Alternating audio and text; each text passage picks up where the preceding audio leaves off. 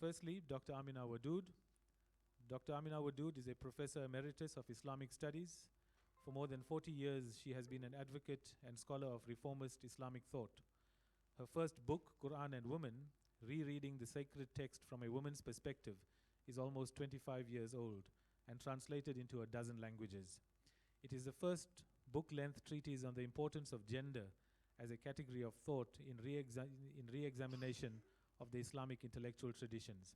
Her second book, Inside the Gender Jihad, elaborates the relationship between scholarship and activism in gender reform.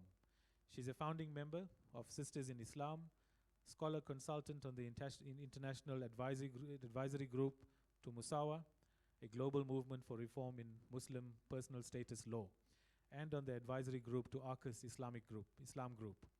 Currently, she's doing in-depth research on Islamic primary sources on sexual diversity and human dignity, funded by the ARCUS Foundation through the Duke Islamic Studies Center.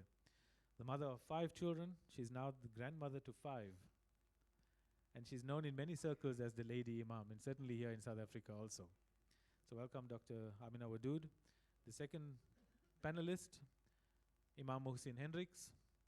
Imam Muhsin grew up in Cape Town in an Orthodox Islamic home, being the son of a spiritual healer and the grandson of an Imam. His mother was a respected woman in his community, from whom he has learnt most of his values. In his early 20s, he obtained further knowledge in classical Arabic and Islamic theology from Jamia Dirasat al-Islamiyya in Karachi, Pakistan. He also obtained a diploma in counseling and communication through the South African College of Applied Psychology. He started his queer activism in 1998 when he declared his sexual orientation publicly. He comes with 20 years of experience in queer Muslim activism and has received many awards for his relentless efforts in helping Muslims who are marginalized based on sexual orientation and gender identity. He is renowned for his efforts in raising consciousness around this issue of homophobia and transphobia in Muslim communities globally. So Imam Muhsin, welcome to your own conference. And our third panelist is Nasrullah bin Omar. Nasrullah is a qualified social worker and a social development practitioner. He has over 20 years of experience of working directly with marginalized and socially excluded groups and individuals in society. He has an honors degree in social science, a master's degree in social work from London University, and has completed a master's degree in international development.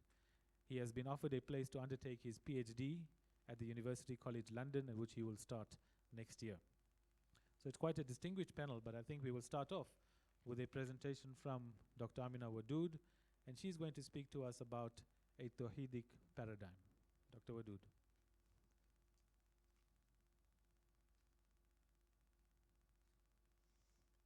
أعوذ بالله من الشيطان الرجيم.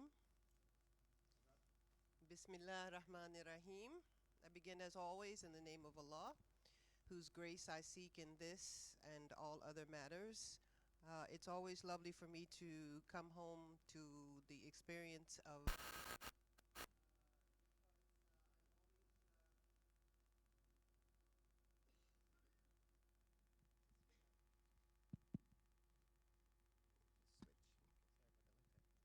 Bismillah. I'm always challenged to expand my own consciousness, referring to the khutbah yesterday and to Ikram's statement. But I am more than anything always moved by love. So I want to start with just a little personal statement that is relevant. Many of you know that I'm Muslim by choice, and so that means I got to choose my name. And I was named Mary because my father was a Methodist minister, and he named all of us biblical names. And I was named Mary as the mother of Jesus' name. And when I became Muslim, I took Amina as the mother of Muhammad sallallahu alaihi wasallam. And I chose Wadood, but because I was in a patriarchal heterosexual context, I had 2 different last names attached to it for a few years. The first last name was At-Tawhidi, one who believes in Tawheed, and the second was Muhsin. And so today we're going to be talking about Tawheed and Ihsan, just to show you that throughout my life, this has always been an aspiration for me. But when I finally re-entered into the world of involuntarily celibacy, I I stick with the name Wadud, which is inspired by the attribute of Allah that means loving. And that is the aspiration that motivates me the strongest. And hopefully you will get a glimpse of that today. The second little bit of history I want to give you is I'm going to talk through this PowerPoint at some point. And the first time I delivered this PowerPoint was 10 years ago, and I've been talking through it ever since. I can talk for an hour and a half. I can talk for 7 minutes. So you're good. If I speak a little bit before I get started, I won't go over time, inshallah. But the first time that I presented it, I was giving a keynote in a conference in Aarhus, Denmark. And another keynote speaker was Dr. Pumla Gobodu Madikizela, who wrote a book called A Human Being Died That Night, which after her presentation, of course, I went and bought a copy. She's here from South Africa. She's a psychoanalyst. And after the end of apartheid, with all of the horrendous crimes that had gone on, there were, various prisoners from both sides, anti-apartheid and the apartheid upholders. And she was charged to do a psychoanalysis of someone who was known as the Butcher of Soweto or something like that. Just a horrendous person who had, ordered the killings of so many black South Africans. And she was challenged, how could she approach him based on her professional understanding of the relationship between doctor and patient, when she is also a black woman, and have family members and friends, and colleagues and community members that in fact were slaughtered. So she had this challenge within herself. And eventually she zoomed in on the quality of humanity that exists in everyone, and that in the Truth and Reconciliation trials, that if the person who had committed horrendous things came forth and confessed, in fact that person returned to their humanity, where they had lost their humanity in perpetuating the violence. And then it was on those who had been, victims of that violence, or their family members had been victims. And if they were able to forgive, they then also returned to their humanity. But if they were still angry and they wanted retaliation, then, the whole process did not correct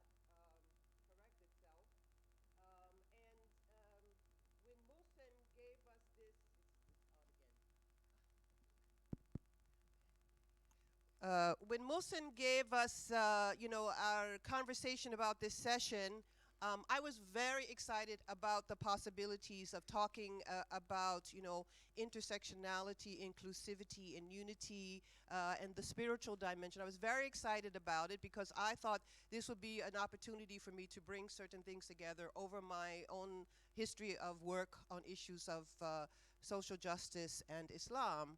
And then, Allah has a funny sense of humor. And then I went into places where, I was also asked, say, to talk about intersectionality, but people had not resolved more than one or two dimensions of it, so they continued to perpetuate other dimensions of it. So I'm trying to rise to the challenge that I received when I was first asked to do this by Muhsin. And it will take me through 3 or 4 things. I will tell you what they are. First, a few quotations from the Lord Audrey, because Audre Lorde's is inspiration when I forget things. And second, maybe third, because I keep changing my mental direction. Second, I will be talking some things from Imam Ali. Audre Lorde's going to help me with difference, and Imam Ali is going to help me with justice. And both of these I will link to the Tawhidic paradigm. And then the fourth conclusion will be, what does it mean to us and hopefully it will be clear by that time. I've taken inspiration from one of my favorite professors that you don't over-prepare because then you can communicate with the audience instead of reading your paper. So I will try to communicate and read the paper. Um, so Audre Lorde reminds us that much of Western European history, and I might add also Islamic philosophy and thought, conditions us to see human differences in simplistic opposition to each other. Dominant, subordinate, good, bad, up, down, superior, inferior. In a society where the good is defined in terms of profit rather than in terms of human need, there must always be some group of people who, through systematized oppression, can be made to feel surplus, to occupy the place of the dehumanized inferior. She says institutionalized rejection of difference is an absolute necessity in a profit economy, which needs outsiders as surplus people. As members of such an economy, we have all been programmed to respond to human differences between us with fear and loathing, and to handle that difference in one of three ways. Either we ignore it, or we copy it, or we try to dominate over it. And this tension that she talks about leads to all of the isms that we know about: racism, sexism, ageism, heterosexism, elitism, and classism. She says that, you know, we tend to pour a lot of energy into the need for recognizing and exploring differences. And if we do this, then we have a sort of liberal location where we think it will be good if we just pretend that there are no differences at all. Like white people in America are always saying, I don't notice race. She is trying to inspire us to develop tools where we will use human difference as, as a springboard for creative change. Technology has its limits. She said, for as long as there is any differences between us, which of course there will always be, but as long as those differences means that, you know, some one of those things must be inferior to another, then when you start recognizing difference, it either, you know, creates a sense of guilt within you, or of course a sense of false superiority. We have to come to a place where we understand unity beyond just homogeneity, where instead we embrace difference as a critical dimension of what it is that brings us forward as human beings. And this is something for me that I think that I have relearned in new ways in terms of engagement over issues of sexuality and Islam and Islamic thought. She also says that somewhere on the edge of our consciousness, we have a notion of what is the mythical norm. And in our hearts, we know that we are not the norm. She said, it is with this mythical norm that the trappings of power resides. Those of us who stand outside of that power often identify one way in which we are different, and we assume that to be the primary cause of all oppression, forgetting other distortions around other differences, some of which we ourselves practice. Now, what was interesting to me in doing this, because it wasn't all random where I was going, had some sense of where I wanted to go, and I wanted to learn from my elders. What's interesting is if we jump on the word norm, Imam Ali, this is not a quote, but this is a discussion about him. But anyway, he reminds us that in order to be true to ourselves, we must align our perceptions to our fitrah, which is our own norm, the one we carry within ourselves, which is our spiritual center. And then this is how we put things in their proper spiritual order. Okay, there we go. I was especially interested in how in the history of Islam and philosophy and spiritual thought. Two notions that will come up today is obviously tawheed, but the other one is justice. Everybody talks about justice. They talk about justice all throughout. But what we've discovered working in the women's movement is that even the notion of justice as a concept, as a philosophical, ethical principle, was premised upon binary relationships that were embedded in certain power dynamics. And that is part of the inspiration of how I began working on the idea of the Tawhidic paradigm. Is it up there? No. The word, yeah, but is there any words up there? Okay. Okay, that's interesting. I don't know how to. All right. I need this because it's interactive. Okay. Sorry, I won't stand because of my PowerPoint has some interaction. In the Quran, when we learn about the creation of human beings, there's a story about Allah's conversation with the angels, in which Allah says, "Inni ja'ilun fil ardi khalifa." Indeed, I will create on the earth a khalifa. So we have no notion of a fall. That's where we were supposed to go. But in the particular part that I'm thinking about, the angels said, what is this, you're going to do? I mean, are you going to create someone that will shed blood and cause destruction? And of course, they were true, because we're still shedding blood and causing destruction. But Allah says, I know what you do not know, and went on with the plan. This first human person was put into juxtaposition. Okay, now we have another. I'm going to put that there for a second. And all the extra microphones. That's the one that's moving. That's what it is. So yours is not on there. This first human person was put into a little test because the angels were perfect and they completely worshipped Allah unconditionally. The test was successful for the human person, and the angels were then asked to bow. Another time I'll tell you about the test a little more, but and of course we know that there were other unseen creatures like the jinn, and all were ordered to bow, but Iblis, or Satan, did not bow, right? And so Allah's like, what's going on, right? And Iblis is like, Ana khayru minhu. I am better than him. He was created from dirt, from an atom of the earth itself, and I was created from smokeless fire. I am better than him. This is called istikbar. And istikbar is the thinking of oneself as better than another, and it is the root of all forms of oppression between human beings. So we know the origins of the conflict between the binaries. It goes all the way back to the origin of human creation. But we also have been given a rubric of how to move beyond it.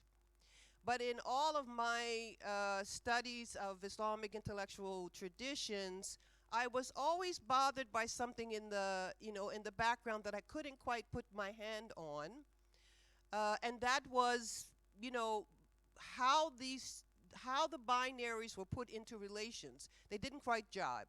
So let's take you through this for a second, okay? The Tawhidic paradigm. There we go. Okay.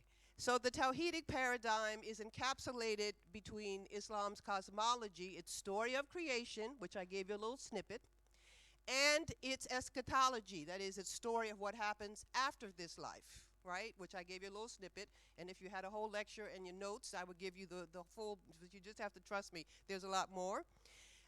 Tawheed is the umbrella term for what happens in this life, on this earth where we're supposed to be Khalifa. All right? So it encompasses all the realms of lived realities. Now, St. Augustine, who is a Catholic saint, because I want you to understand this is in fact a universal idea and exists in other traditions. St. Augustine said, and I want you to do this, imagine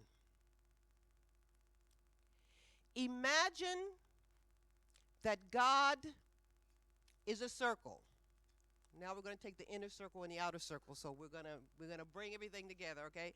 Imagine that God is a circle, the center of which is everywhere. The circumference of which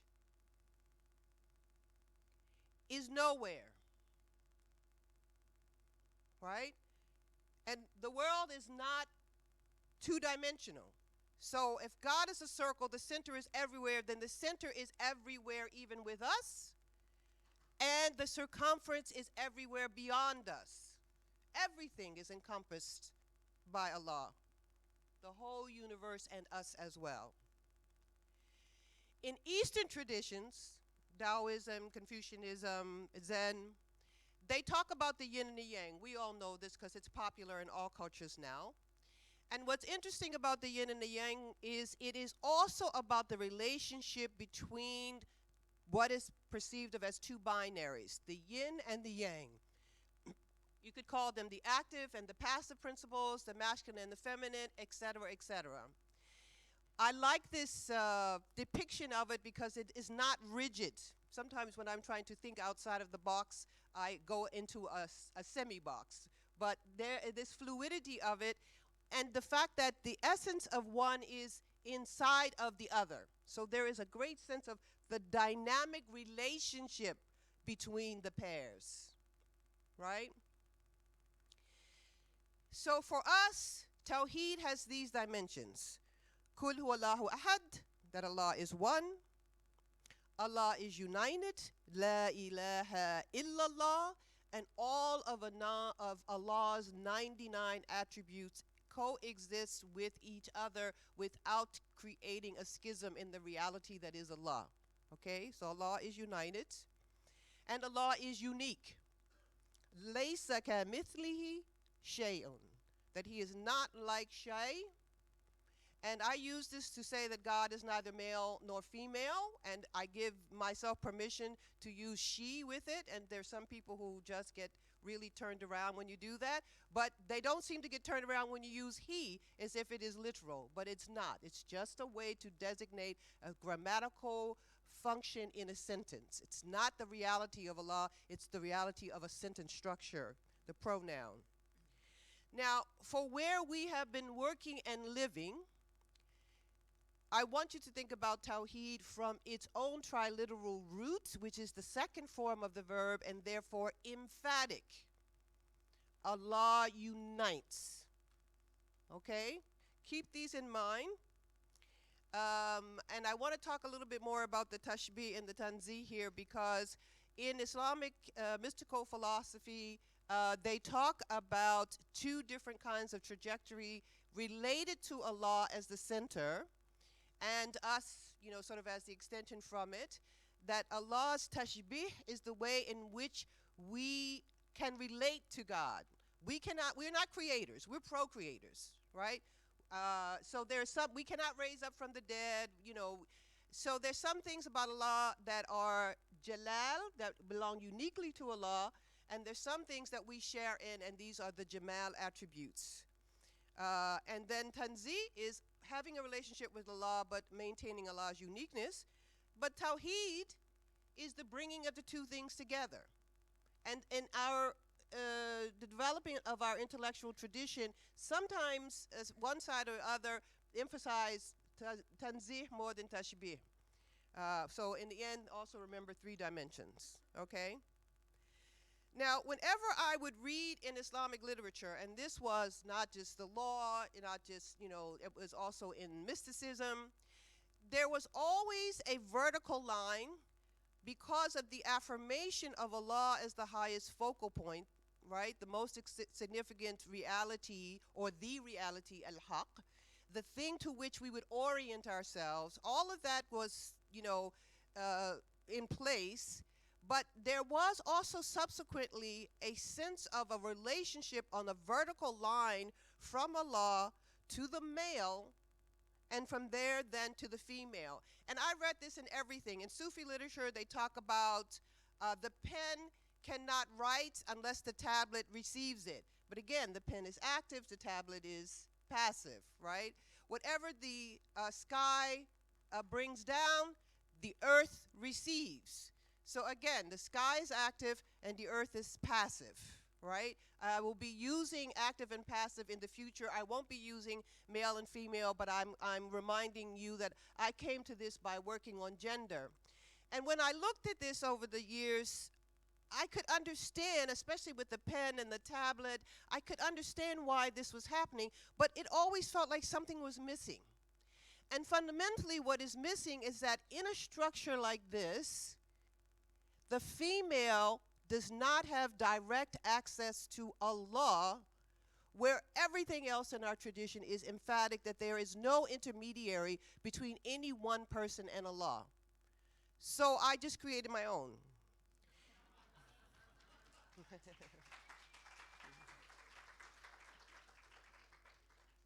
In keeping Allah as the highest focal point, which I have to take you a little bit further than that today, in keeping Allah as the highest focal point, in thinking about relationship between, self and other, which is where we're going to take it, but again, I started with male and female, so I'm giving you like my own history with it. If a male has a direct and unmitigated relationship with Allah, right, so there's a two-way arrow, and a female has a direct and unmitigated relationship with Allah, then that means they can only have one kind of relationship between them, which is one of horizontal reciprocity. Right? And this is the beginnings of the Tawhidic paradigm. Because if each of us have our own relationship with Allah, it should, and this is where I will bring us to the end, it should arise within us that we have no superiority over another person for any reason, and that no one is superior to us for any reason. But instead, we are all struggling to manifest the realities of that relationship with Allah. Okay? Now, as I said, I did this within the gender binary because that's where I started, but eventually I began to look at other aspects of it, of which I also included, heterosexual versus the understanding of homosexual, transgender, bisexual, and intersexual. But the key rubric here, because all of these go back and forth, I did not choose one side to dominate over the other. You can check the list. But the key thing is the relationship between self and other. So that will bring me back a little bit to Imam Ali. Because Imam Ali says, the heart is the point where justice resides. It is the heart that we must preserve. It is in the heart that we must preserve that which corresponds to harmonic unity of the entire creation. Just as God is Rahman, compassionate in terms of his intrinsic nature in a way that is metaphysically prior to his extending his mercy, Ar-Rahim, to his creatures, so the human being must be true to his or her spiritual nature before he or she can be true to others. In working out, get my timer back 5 more minutes. In working out the relationship that I have experienced, with love and acceptance, working in queer Muslim contexts, but also in inspiring, in those same contexts, the sense of the worth of one's own self before Allah. I think, when Muhsin, asked us to do this session, what I wanted to be able to, come back to was, we have to do our own work on our own selves in order to polish the mirror of our heart so that we become perfect reflectors of the divine reality, which is in fact unified. And that means that we have to reach not only a tawheed of relationships with others, but we have to reach the tawheed of relationship with our own complicated self. So there is no mythic norm that's outside of the norm that we have within ourselves, provided we are conscious of the need to continually polish that relationship by a reflection of the way in which we are, in fact, each and every one of us, a manifestation of the reality of Allah. If you don't feel like you are a manifestation of the reality of Allah, then when you encounter differences in community, and that includes what I would consider to be aggressive and hurtful differences, that is the isms, racism, sexism, heterosexism, ageism, ableism, when you encounter them, a part of you will believe that they are true. And as a consequence of which, you will not be able to encounter the other with the kind of loving embrace that you actually want for yourself. So just because you recognize your difference out of a context of a conflicting binary does not mean that you know how to get beyond that conflicting binary in order to reach unity of yourself. And that's what we have to work on at the same time that we work against systemic oppression. This is not just go on the mountaintop and contemplate your belly. This is go and do that and then also fight systemic and racist systems. This is a requirement as a characteristic of yourself.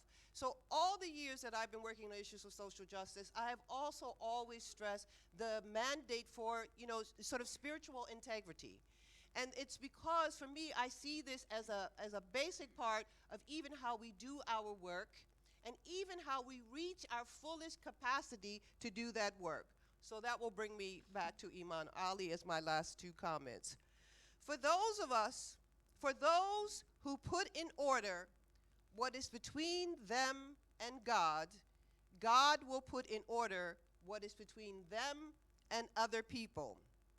So it is a warning to say that the egoistic self is also a part of ourself, but it has to be in a dynamic relationship with the spiritual self in such a way that humans understand that we are nothing in the face of God, and as a consequence, we become the instruments for God. If we understand this kind of dynamic relationship, then that will be where we're working from, and we will never perpetuate against other people the kinds of things that we have experienced from those people against which we say we have been actively protesting. I want to say one last thing. I was going to end with that, but I want to say one last thing because this past year there was an interesting critique of my work, and it was clear this person did not get it. Even though, and it's, it's a reality, but even though, I lay this out and I plot this out on a chart, try to reflect back to, God is the circle, the center is everywhere, the circumference is nowhere. God is not a separate thing out there. Sometimes we may feel that distance, but that is not the reality. And when we work on that reality, which is both a personal a level of work, we will then be working from that reality when we work with others, even people who are enemies, even the butcher of Soweto or wherever it was. And fundamentally, what we say that we want in life, we must be willing and able to manifest in what we do in life, or in fact, we don't deserve it. So keep to your heart. Keep your heart as the center of your focus, and keep it in all your relations.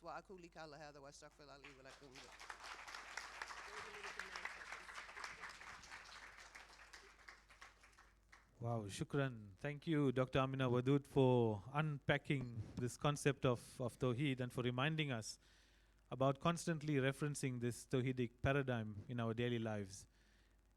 In my experience, most of the Muslims I've met, I've certainly seen that most of them do not have as much concern for Tawheed as they would have concerns for the so-called other four pillars of Islam.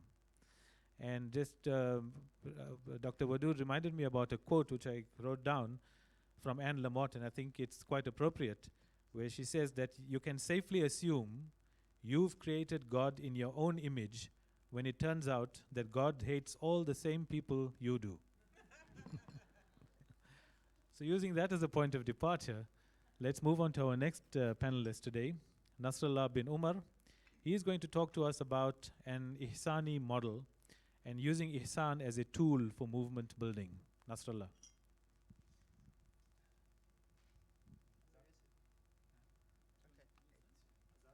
I think it's going to be easy. Assalamu alaikum, everyone. I was taught by a great teacher, Mohsin Hendricks that if you want to do public speaking, you need to feel comfortable in your space, and I feel comfortable doing it over there. So I can, so I'm just going to do it from there, if that's okay with everyone. Yeah, thank you. Thanks. Oh, I'll do it from here. So I just need a laptop. Thank you. Thank you. I need all the confidence. I'll just stand here.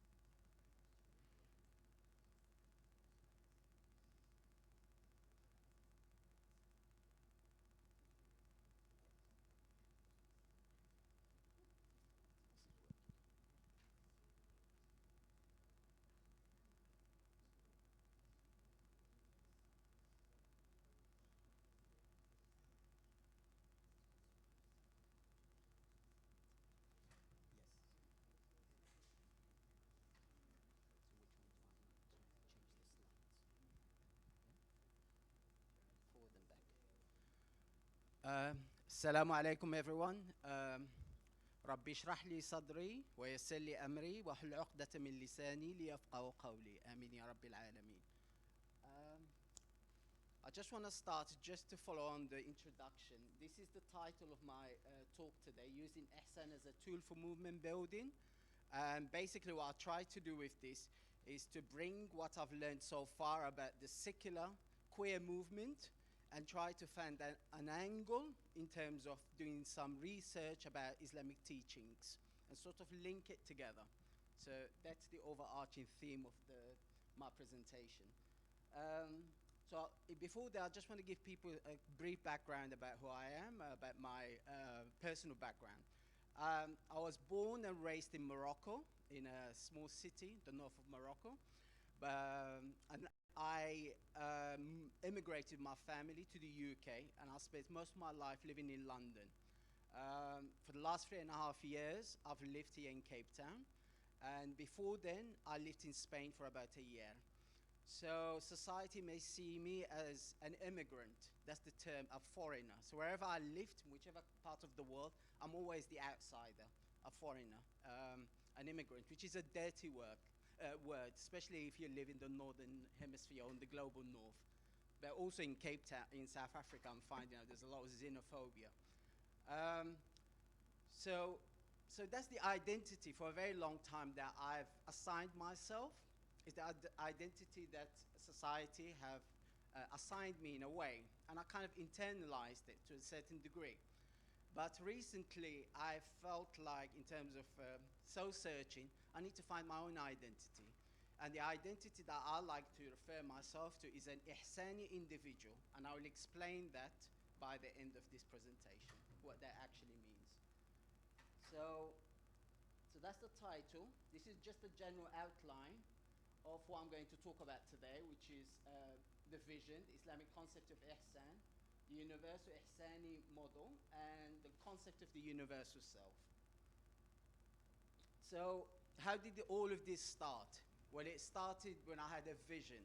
A vision, I wanted to be part of a movement, and this vision of a movement that I would like to refer to as, and I'm coining that term, the universal Ihsani movement. And this is my vision, to be part of this movement that addresses the needs of and advocates for oppressed, marginalized, vulnerable, persecuted, socially excluded individuals and groups, regardless of their ethnicity, race, sexual orientation, gender identity, social and economic status, etc. It is a movement also that aims to build a united community that focuses on the inner transformation of the individual, guided by the Islamic concept of Ihsan, in order to realize, to actualize our higher purpose in life. And I'll explain a little bit about that later. It is also the aim of this movement is to deploy righteous deeds and actions with good and sincere intentions. So with this vision, I did some research in terms of Islamic teachings, and I found there's the concept of an Arabic word al-khair, or bir, which is about charity. And it was that, and I thought, yeah, this is what actually we do. But then I wanted something, a different concept, so I did more research, and then I actually stumbled about my limited then knowledge of sort of the scholarly, the academics aspects of Islamic teachings. I stumbled on the concept of ihsan. Okay, so I did some reading about that. So this is what ihsan is, the conventional kind of definition of ihsan. Ihsan is an Arabic term meaning perfection or excellence, Arabic for husn.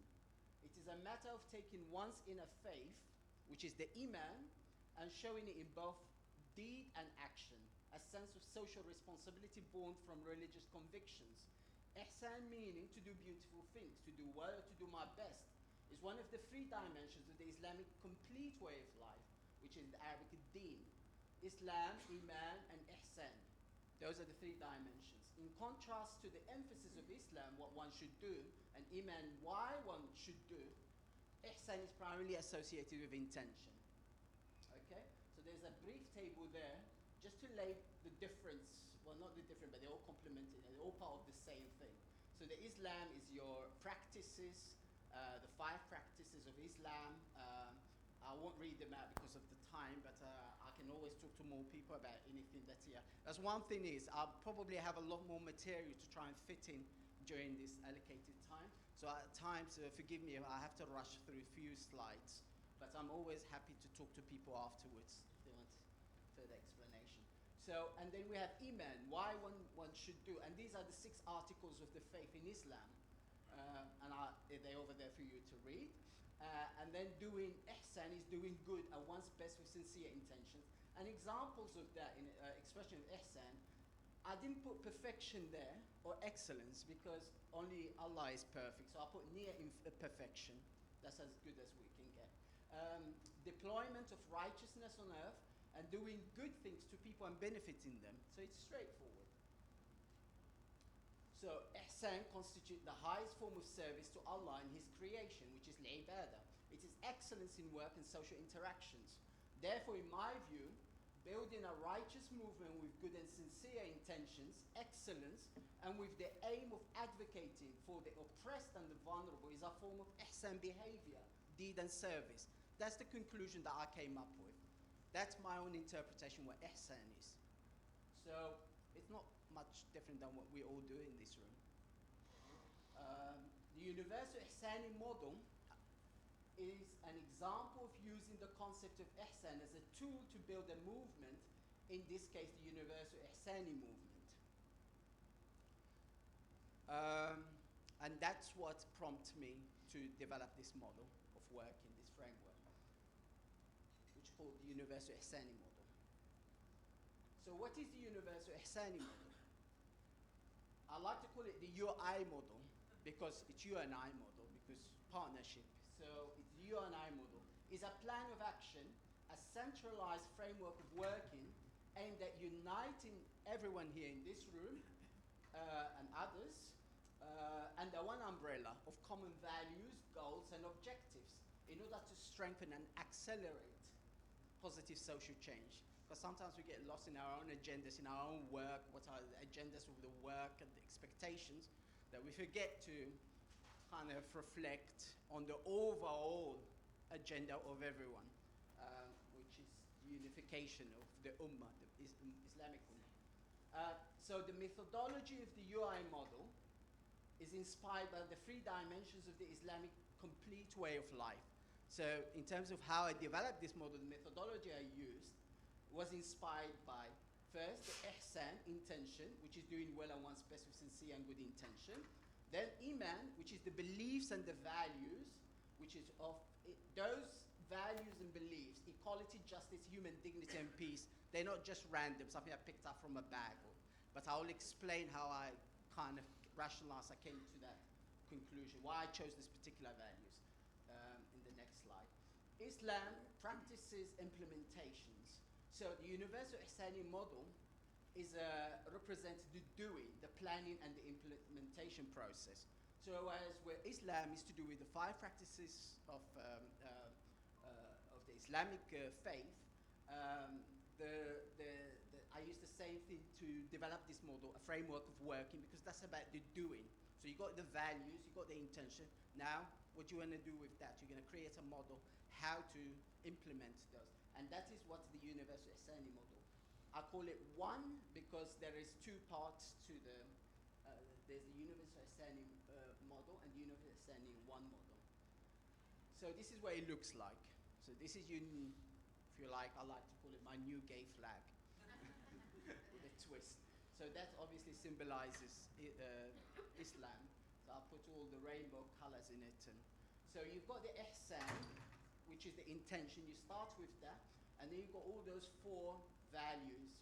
And then you've got the crescent, which I will show that later in more details, which is the actual model. Okay. So the model, these are some just characteristics to help us understand the model.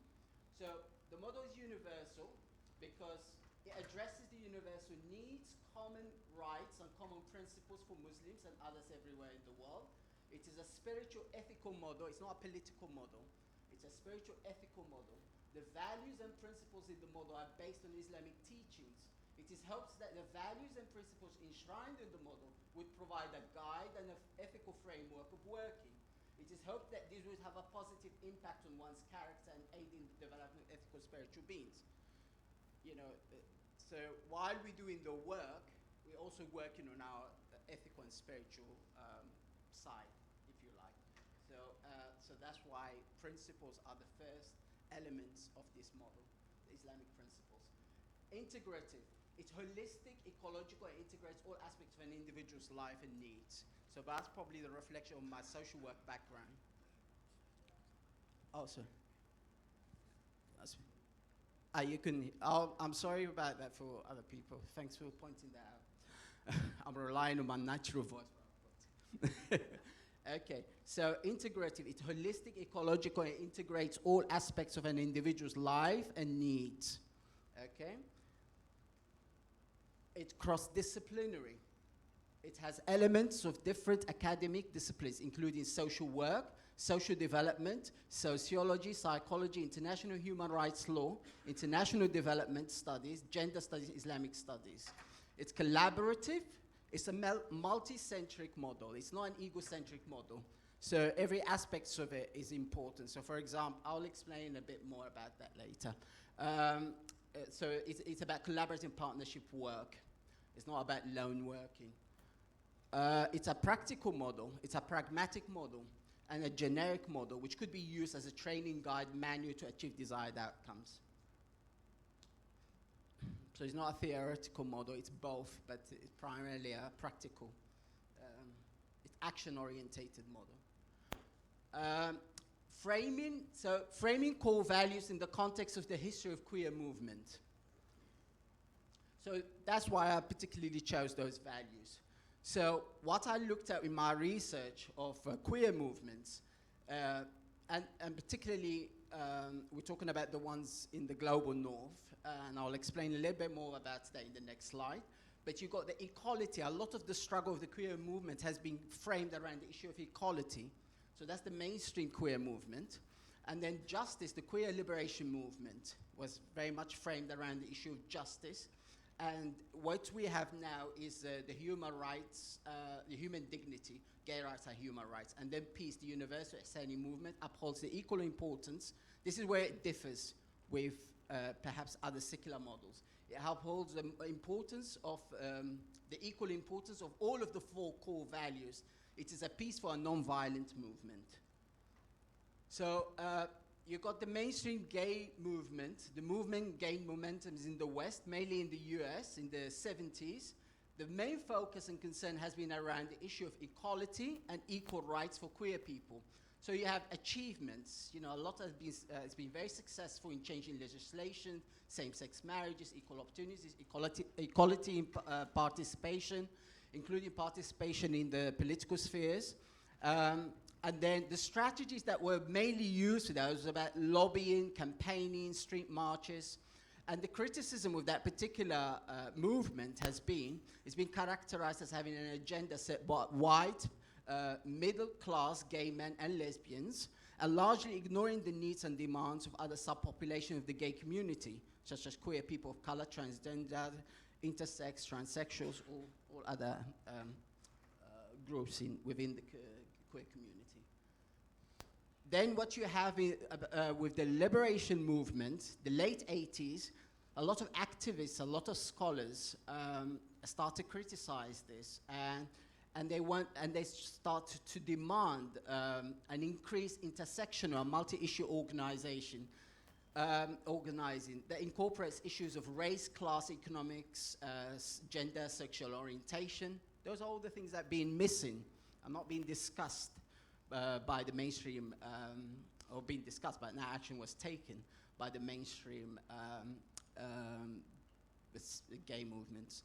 So as well as equality, the liberation movement operated under the framework of social, economic, and criminal justice in order to truly address the needs of queer people of color and the needs of other subgroups of the queer community and the marginalized groups in society in general. Some of the issues of priority within this movement is immigration, discrimination, housing, criminal justice system, joblessness, access to health, poverty, socioeconomic inequalities, all of these things that these movements and these organizations have attempted to address and have addressed. So the strategies that they employed in addressing those needs of queer people of color, if you like, are different. So there was more emphasis on fundraising, campaigning, capacity building, empowerment, leadership development, lobbying, partnership work, networking. So we had different kind of aims and different strategies employed. And then we have where we are now at the moment, which is the gay rights and our human rights. So that since the mid-90s, and increasingly the queer movement has been communicating its goals and to the general public under the framework of human rights and the value of human dignity, which is all enshrined in the Universal Declaration of Human Rights, 1948.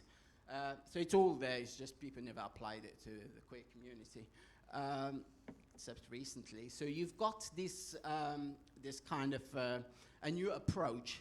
So we're framing the struggle of the queer people under the, we're framing it under human dignity. Okay, so because human dignity goes to the heart of identity. It's basically what human dignity is. It's just we are born as human beings. We need to be respected. That is equal and respect from birth. So that's the angle that the struggle has been framed in. So you've got without dignity, none of the protections of various legal human rights mechanisms can have real meaning. Human dignity is not only a fundamental right in itself, but constitutes the basis of any rights protected by international human rights law. It must be respected even where a right is restricted. And that's the argument that international humanitarian lawyers that are using. So even when homosexuality might be illegal in your country, doesn't deserve, so if there's sentences, you still have to take that into account, the human rights, which is the human dignity, the right to human dignity. So they still use that argument to sometimes listen the sentence, it could be all sorts of, so that's the angle that we are, that has been used. The achievements, so we've got the Declaration of Montreal, the International Conference on LGBTI Human Rights 2006, then you got the Ugia Carter Principle, so application of international human rights law in relation to sexual orientation and gender identity. People from that background here, lawyers, will have a lot more information about this, and some of them are probably attended all these conferences and heavily involved in this. But that's some of the achievements with regards to this. So we're looking at, okay, we've got all these documents, we've got all these wonderful documents, we've got all of these things, but if you look at homosexuality or same-sex relationship, whatever, in most countries, I think over 70, it's still illegal. So that's what is, however, so there's still a lot of work to be done. The criminalizing of private and sexual activity, human rights abuses, and inhuman and degrading treatment of the queer community continues in a large number of countries. So that's the challenge. And then we come to the universal Ihsani model. So you've got the framing of peace now. So we not just we want to add the word peace to that struggle. Because Islam means peace. So we can't ignore that value in our struggle. So the universal Ihsani model promotes understanding of the value of peace in the following way. And this is how I interpreted peace in relation to the model. Whilst Islam stands for peace, it does not prescribe to pacifism. In Islam, peace is not just the absence of war.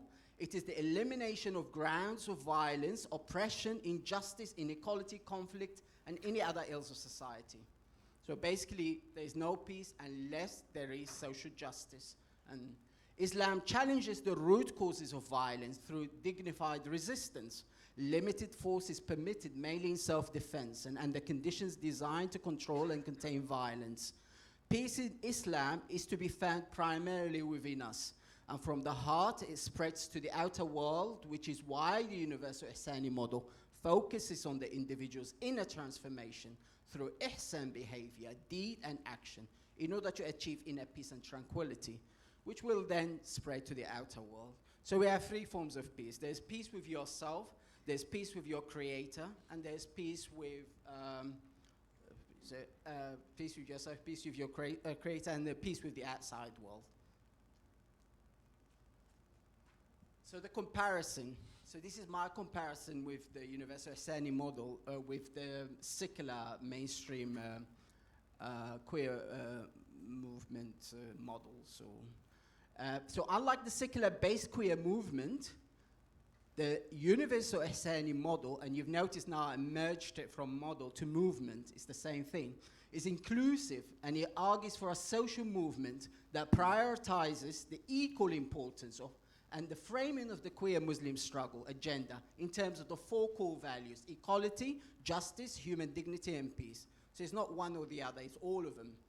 Unlike the mainstream queer movement, the universal Ihsani model movement promotes the adoption and the implementation of appropriate tools and strategies in order to address the unmet needs of queer Muslims and to achieve desired objectives and outcomes. You see, like when I said earlier, the mainstream would focus mainly on lobbying and street marches and campaigning.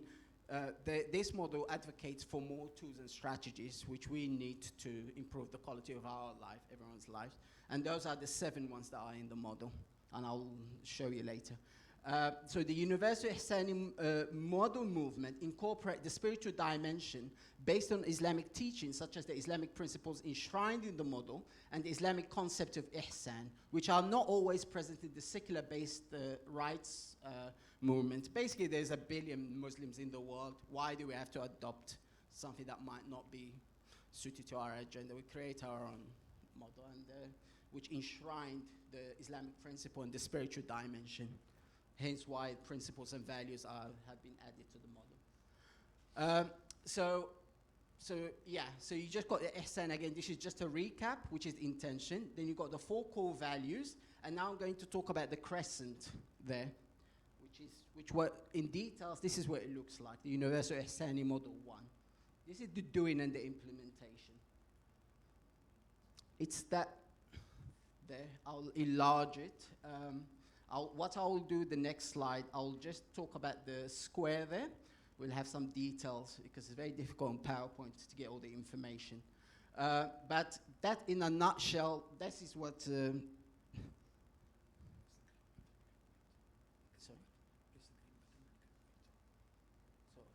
oh, okay, thanks.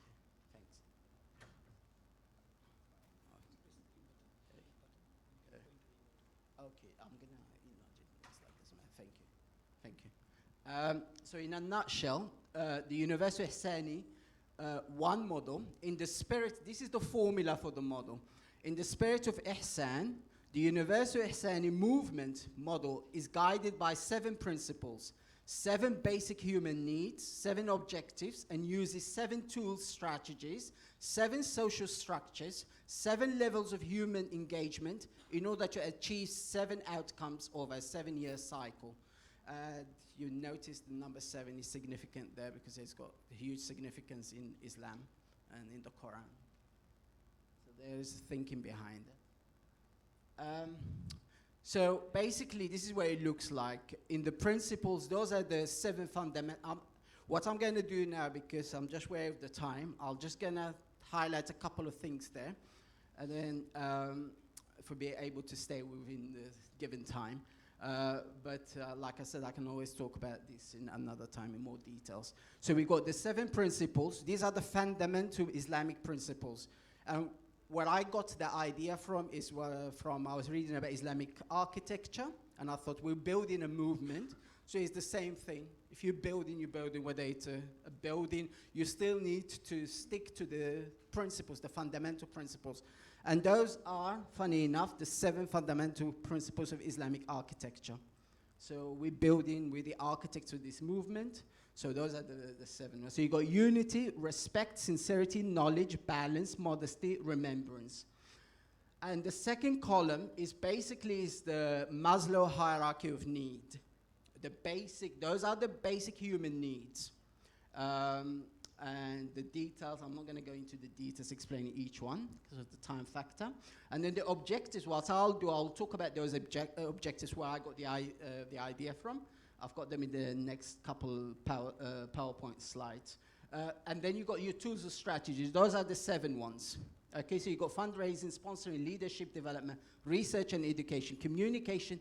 Remember, this column here in green, that is the heart of the model. It's about the doing. And the heartbeat of the model is communication. That's why it's in the center. Because we live in a digital age of communication. So that's very, very important. Empowerment, capacity building, partnership and networking, campaigning and lobbying. And then the social structures, because I studied some sociology. Any society in the world, you have those 7 social structures. So that's quite universal. You'll find those whether you're from, whichever country you're from. And then you've got the levels of human engagement. That's probably my influence a little bit about development studies that I did. So you've got the individual, the groups, organizational, national, regional, intercontinental, global. And then you've got the 7 years. Some people may say, why 7 years? Because if you do a business plan, you usually need 5 years, but you need 1 year to write it up and another year to evaluate it. So if you want to explain it as that. But there's esoteric meaning to that as well, why I chose 7 years. Because everything happens in life in 7 years. Yeah? I won't go into that now. Every 7 years there's changes in your life. So these are the goals. Now, can I just say, those goals, they adapted and based on can somebody help me here? What is it called? The Yogyakarta principles. So it's not exactly those, but it's kind of my own take on it. So improve the quality of life and the general well-being of queer individuals everywhere in the world through the pursuit of justice, equality, human dignity, and peace. Advocate for human rights and equal rights for queer individuals everywhere in the world.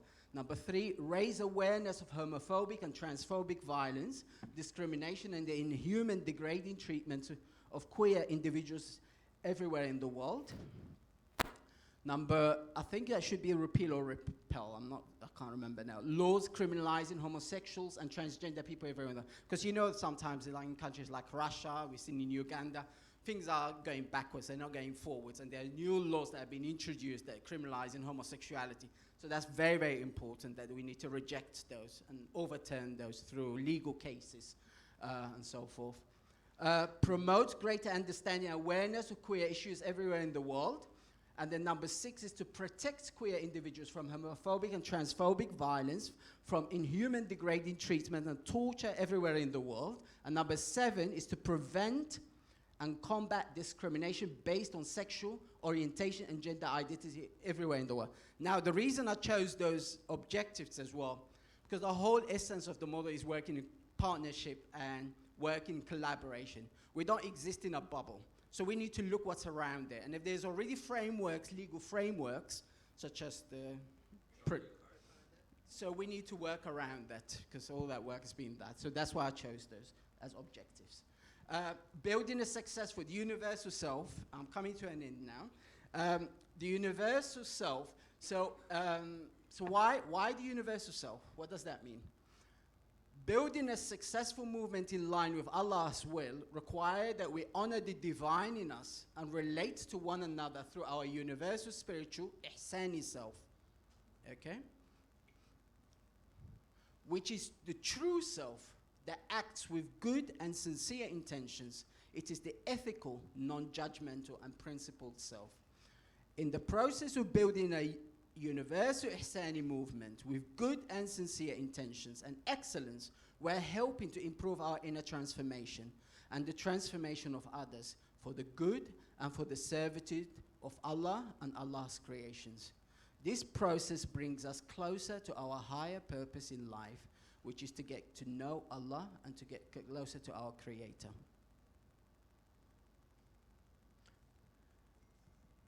After all, at some point of our spiritual journey, we will be made to take account for our deeds, actions, intentions, and will be justly requited, or some people say we'll be justly punished. Depends which viewpoints you take on that. We'll be justly requited for the goodness of our character and in terms of our Allah consciousness. So, in terms of, remember when I started this, the beginning, this is going back to inner circle. So I started talking about my personal identity. So I'm going to finish on that as well. In terms of my personal identity, I intentionally choose to depend less on the label that society has assigned to me, which in my view is a mere social construct, and which is often largely based on my physical appearance, race, color, gender identity, ethnicity, nationality, sexual orientation, social and economic status, class, occupation, profession, whatever you want to call it. Instead, I make a conscious choice to define myself as an ihsani individual. The universal ihsani model proposes that as individuals and groups, we need to start moving forward and moving away from defining ourselves merely in terms of labels and social constructs that society assigned to us. But instead, we need to focus on building a movement which is made up of ihsani individuals who relate and connect with one another through the universal ihsani self. So in conclusion, this is what I concluded. So the universal ihsani movement is universal ihsani self, which is the self, which is us, and then which the you and I, the universal ihsani, the self, which is the oneness, and then the you and I model, which is the togetherness. Okay? And that will give us the universal ihsani movement. جزاكم الله خير وبارك الله فيكم وصلى الله على محمد والسلام عليكم ورحمة الله تعالى وبركاته.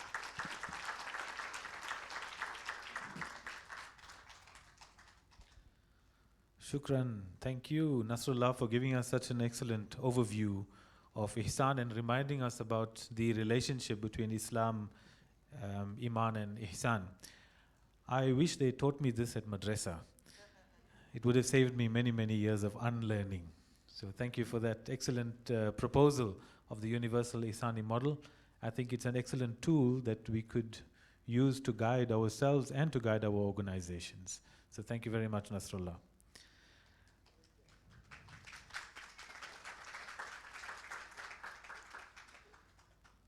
Leading on from that, it's my pleasure to invite Imam Muhsin Hendricks to address us. And he's going to talk to us about principles that create movement within a movement. Imam Muhsin. Shukran. Oh, this one's working. Bismillah ar-Rahman ar-Rahim. So Dr. Amina Wadood spoke about getting the belief system right. I think everything else flows from that belief system. And then Nasrullah spoke about the model, and one of the columns in the model spoke specifically about the principles that we need to adhere to in order for this movement, for this movement to have movement. And that's exactly what I want to expand upon, is the principles that create movement within this movement. So I want to start off by taking us back to the Quran that Ridwan spoke about in his khutbah, and reminding ourselves that the Quran is a creation of Allah and it is absolved of contrast. The Quran is a book that not only guides humanity, but it also challenges them. The Quran allows for freedom of interpretation, freedom of belief and choice, but it also makes humans face the consequences of those decisions. The Quran is a constant theme of contrasting good with evil. Living in contrast can be challenging, but yet at the same time it is transformative if the challenge can be overcome. And so when we look at the composition of human beings, as Ridwan was pointing out, is also not without contrast. At its core, it is nothing but the essence of Allah. It is compassionate and it is unique, just like we understand Allah. And the physical body is only the material casing that gives the soul agency and legitimacy to experience this contrast in this life. And it is through this duality of experience that we experience our own transformation. And so how would we appreciate life then without this contrast? How would we appreciate life's precious gifts if we are not able to bear its counterparts? So that's why when we want love, we have to experience its counterpart. And to an enlightened soul, darkness is nothing but the absence of light.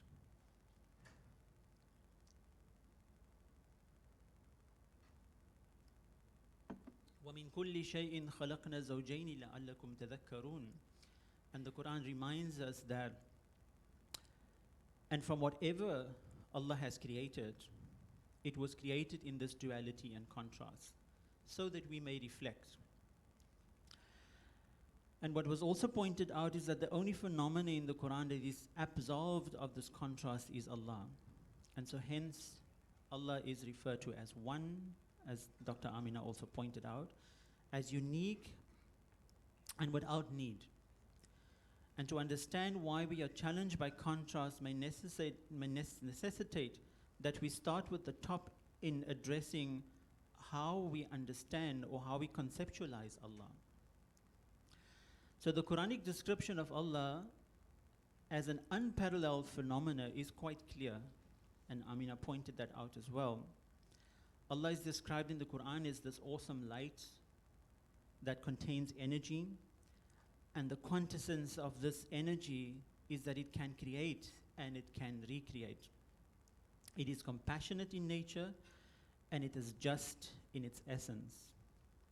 And so if we understand that Allah is closer to us than our own jugular vein, then that's what our essence should also be. It is a singular power to which nothing in creation can compare. And this energy cannot be anthropomorphized. Anthropomorphized. I promise I sat in the mirror and did this 10 times and I still get it wrong. And this energy doesn't have a sex and it doesn't have a gender. And to distinguish it from anything else, it addresses itself as we in the Quran. It is an energy that seeks to transform creation through subjecting it to a worldly experience of duality and contrast. So we have constructed an idea of Allah through the limitations of our own human experience. All Muslims agree that Allah is unique, Allah has no partner, and nothing in creation can compare with the Creator. However, we still find that patriarchs and those who subscribe to patriarchy attribute male qualities to Allah and speak of Allah in masculine terms, which is only through the lens of their own experience. How arrogant is this? And how blasphemous is this in the concept of shirk that we understand when we ascribe partners unto Allah? Allah is seen as an authoritative figure through attributes ascribed to Allah. Allah is the supreme judge, the ultimate ruler, the final decision maker, the punisher. And so men ascribe to these qualities as they assume their roles as vicegerents of Allah, Khalifatullah fil ard, as vicegerents of Allah on earth. Those who do not identify as male or do not conform to the social prescriptions of what maleness is are subjugated under this rule of men. Beliefs such as Allah made the Adam, or Allah made Eve from the crooked rib of Adam, is a way of reinforcing the idea that Allah prefers male over the female. Allah is still referred to as He in the Arabic language and throughout the Quran, while Muslims understand and accept that Allah has no sex and gender. And even though we believe this, we see that our articulation of the nature of Allah is still corrupted by our gender lenses. And so the feminists do the opposite thing, as Amina pointed out, calling Allah she. Perhaps we need to move away from this genderization of Allah. So how does this concept of unity versus contrast affect movement building? Our humanized and gendered perceptions of Allah as creator distorts our perception of perception of creation and how we interact with that creation. Our perception of Allah will affect our interpretation and application of the Quran. If Allah is man-like and has manly qualities, it will affect how we perceive and respond to other creations that do not have these qualities. It will affect how we perceive and respond to other creation that do not have these qualities, and vice versa. So anthropomorphizing Allah is a form of shirk. So this is what we refer to when we talk about separation theology. Separation theology is removing the unique quality of Allah as distinctively unparalleled to creation through conjuring up images of Allah through our own experience of duality. Is this not what we mean when we say La ilaha illallah? There can be no concept of God. There can be no image of God other than our experience of God in this plane of duality. Because Allah is the unique, and Allah is beyond imagination. So what this separation theology does, it creates separation cosmology. We're starting to see the world as separate things. And then we subjugate the one thing with the other. So separation cosmology then creates separation psychology. Our behavior is then affected, and our treatment of one another is based on this separation psychology. We construct rank, we construct power and privilege, and this produces behavior that leads to the marginalization and the othering that most of us are feeling. And separation theology creates separation pathology. So to further establish my difference from you and my separateness from you and my distinctiveness from you, I must harm you as a way of showing that. And we have different ways of harming in society, from the most subtle utterances to violence and killing. So this whole notion of separation can only be undone when we start to examine our beliefs and then our principles that are constructed through these beliefs. And in our case, the principles that create movements and keeps us united. So in the essence of the light and this energy of Allah that is compassionate, and we say that Allah is closer to us than our own jugular veins, then we cannot be anything else but compassionate. We must be like the rose that gives fragrance even to the hand that crushes it, as Imam Ali says. We must leave our bitterness and our hatred behind, as Mandela says. Otherwise, we will still be a prisoner. And so are we willing these 7 days to examine these contrasts within ourselves and to sit with the discomfort of that. Our pain is part of this duality and is insignificant in the bigger scheme of things. Are we at least willing to consider that? So from what I've shared, here are some of the principles that I would like to expand on coming from the Ihsani model. And you'll notice that everything starts with yourself. Movement is built by yourself first. And what defines a good movement is the quality of the relationships that we build. And the quality of the relationship is dependent on these principles. So the first one is faith. Somebody pointed out, I think it was Ghazala pointed out, the importance of having faith in what you do. And so the Quran reminds us and says, وَلَا تَهِنُوا وَلَا تَحْزَنُوا وَأَنْتُمْ عَلَوْنَ إِن كُنْتُمْ مُؤْمِنِينَ. So do not lose heart and don't become sad or depressed, for you must gain victory if you have true faith. So this is a promise that Allah makes, that if you have true faith, nothing can depress you. So we must believe that through our service and our sacrifice, there will be transformation eventually. That we will be able to visualize, or the visualizations that we have is possible to achieve. The next one is humility. Allah says in the Quran, "O you who have faith, if you ever abandon your mission, Allah will in time bring forth in your stead people whom Allah loves and who will love Allah, who are humble towards each other, are resilient against those who deny the truth, who strive hard in Allah's cause, and do not fear the criticism, the blame and the censure from others.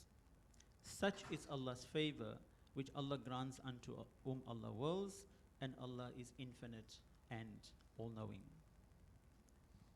So basically saying, if you can get that right, your faith right, and your sense of humility right, no one can mess with you. So we must accept that our contribution is a collective experience. Everyone contributes to the movement, but for their own good. So there must be no expectation of reward for what we do. The next one is a very important one, which is sabr. And sabr has many extensions of its meaning. So the Quran reminds us by saying, فَاصْبِرْ لِحُكْمِ رَبِّكَ وَلَا تُطِعْ مِنْهُمْ إِثْمًا أَوْ كَفُورًا. Be consistently patient with what Allah has decreed, and don't be overcome by those who are iniquitous and those who have no faith. فَاصْبِرْ لِحُكْمِ رَبِّكَ وَلَا تَكُنْ كَصَاحِبُ الْحَوْضِ إِذْ نَادَى وَهُوَ مَكْذُومٌ.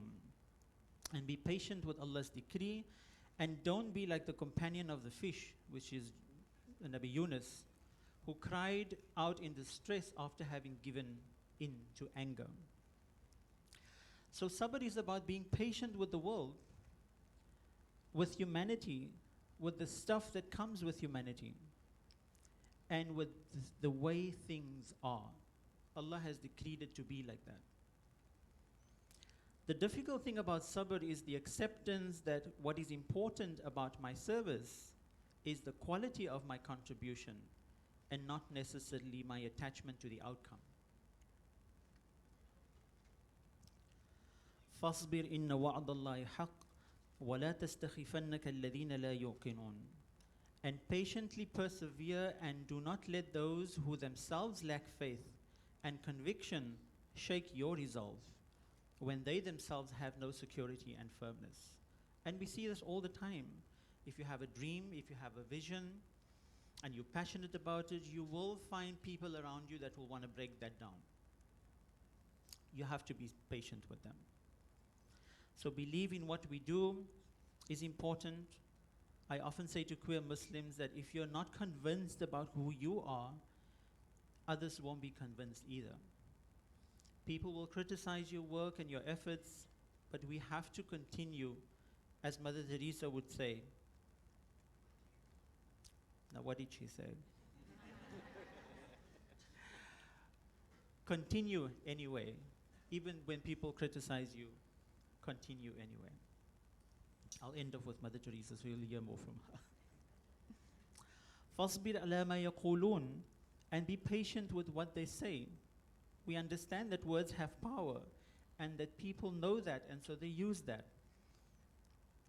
And they'll use it in a very manipulative way to destroy your determination. So the Quran advises us to be mindful of people's words and to be able to distinguish guided language from true communication. And that's the communication that Nasrullah was talking about. What others think of you is none of your business.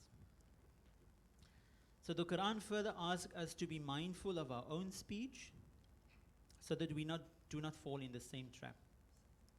قُولُوا قَوْلًا سَدِيدًا يُصْلِحْ لَكُمْ أَعْمَالَكُمْ. Allah says, speak without ambiguity. Allah will rectify your deeds. فَاصْبِرْ إِنَّ وَعْدَ اللَّهِ حَقٌّ وَاسْتَغْفِرْ لِذَنْبِكَ وَسَبِّحْ بِحَمْدِ رَبِّكَ بِالْعَشِيِّ وَالْإِبْكَارِ. Patiently then persevere, for the promise of Allah is true. So this is the part where we need to have faith, that things can change. And ask forgiveness for your weaknesses and celebrate the praises of your Lord in the morning and evening. So asking forgiveness for our weaknesses has to do with the recognition of our own limitations and keeping ourselves humble in that way. This way we create our own forgiveness. Because sometimes also because of this image of Allah that we created, Allah is something out there, we think that forgiveness also lies out there. But when we start working internally on our own stuff, we can create our own forgiveness. And then taking action. انفروا خفافا وثقالا وجاهدوا بأموالكم وأنفسكم في سبيل الله ذلكم خير لكم إن كنتم تعلمون. So go forth, whether it be easy for you or whether it be difficult for you, and strive hard with your resources and your lives in Allah's way. That's for your own good, if only you knew. So patience in relation to the word sabr does not mean to sit inactively. Action is required. Every action has consequences, and even taking no action has consequences.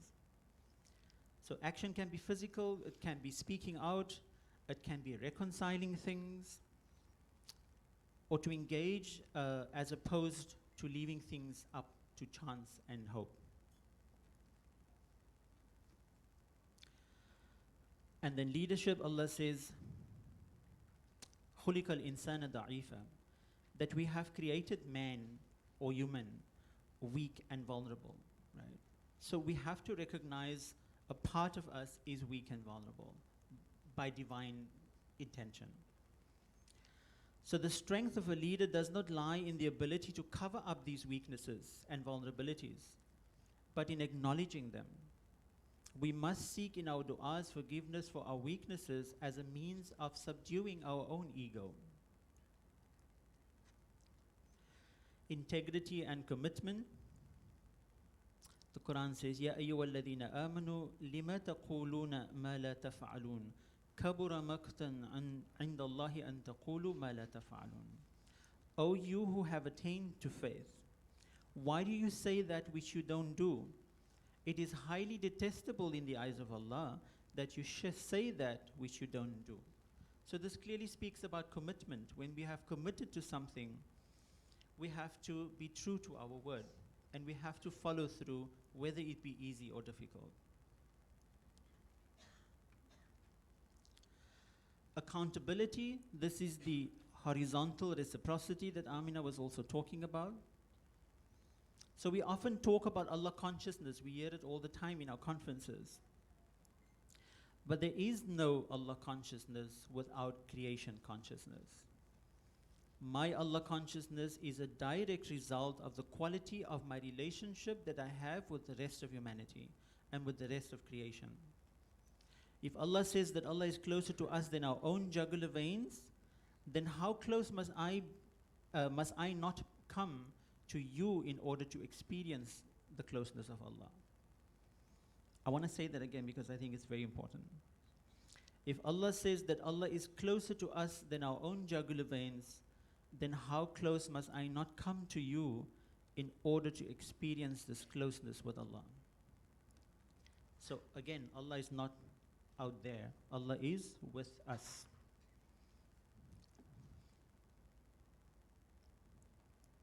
Service and selflessness is a very important aspect of movement building. Our service is to Allah. We seek no reward, not from anyone, including Allah. We do good because we are good, not because we seek reward. Serving humanity is the highest form of ibadah. We must also bear in mind that service to humanity is not for humanity, but it is for ourselves. Service has never killed anyone. So if we experience burnout, it's the universe's way of trying to tell us that something is out of balance. And it is an opportunity for us to look at what is it that I'm not doing so well. Because service is supposed to energize us. And self-preservation, I'm coming to a close. Know and communicate your limitations. Be authentic to what you can take on and what you cannot deliver on. Relinquish control. Things will unfold as they should, with or without you. You are not important, and the world does not revolve around you or evolve because of you. Everyone contributes as we are judged based on our value of what we contribute and not the outcome. And part of self-preservation is to smile. You know, the Nabi Sallallahu Alaihi Wasallam said, if you have nothing to give, at least smile. You don't have to own the problems of the world. You are not from here anyway. So I'd like to close with Mother Teresa's word. She says, people are often unreasonable and irrational and self-centered. Forgive them anyway. If you are kind, people may accuse you of selfish and ulterior motives. Be kind anyway. If you are successful, you will win some unfaithful friends and some genuine enemies. Succeed anyway. If you are honest and sincere, people may deceive you. Be honest and sincere anyway. What you spend years creating, others could destroy overnight. Create anyway. If you find serenity and happiness, some may be jealous. Be happy anyway. The good you do today will often be forgotten. Do good anyway. Give the best you have, and it will never be enough. But give your best anyway. And the final analysis, and this is the beautiful part, it is between you and Allah. It was never between you and them anyway. Shukran.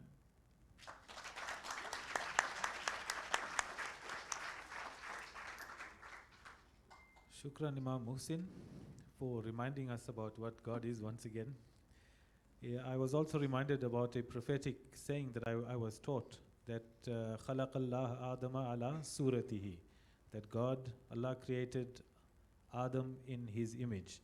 In the Bible, in Genesis, we also read that God created man in his image. But it's fascinating for me how we've reversed the story of Genesis and we have created God in our image. So those were three brilliant presentations. Thank you to the panel.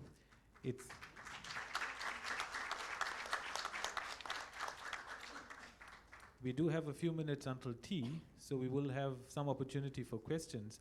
But perhaps if I could start off by asking the panelists something that's been sitting on my mind for the last hour and a half. We've proposed some models. We spoke about the Tawhidic paradigm, the universal Ihsani model, and we've discussed some values and principles about how do you keep a movement moving. So the question I want to ask is actually about pain and identity, and how to move beyond it. Because we know if we have debt, for example, a mortgage or a car loan or a student loan, we can actually pay it off. But when one carries what we call an emotional debt, emotional pain that you carry in your heart from the past, it's not as easy to move beyond that. So if one carries that emotional pain, which is quite real for everyone, the question I'm asking is, are there any practical tools that we can ask people to engage in? Are there some practical examples that we can tell people? Because the models that we propose is not as easy it's not easy for it to be an intellectual choice. So what are some practical ways that we can use either the universal Ihsani model, the Tawhidic paradigm, or the values and principles that Imam Muhsin spoke about to make it more real for people who carry that emotional debt?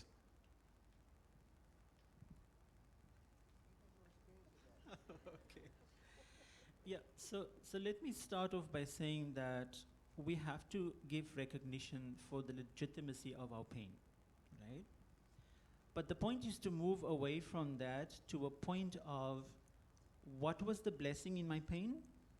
Why was the universe making me experience this pain? And then leaving the story of the pain behind.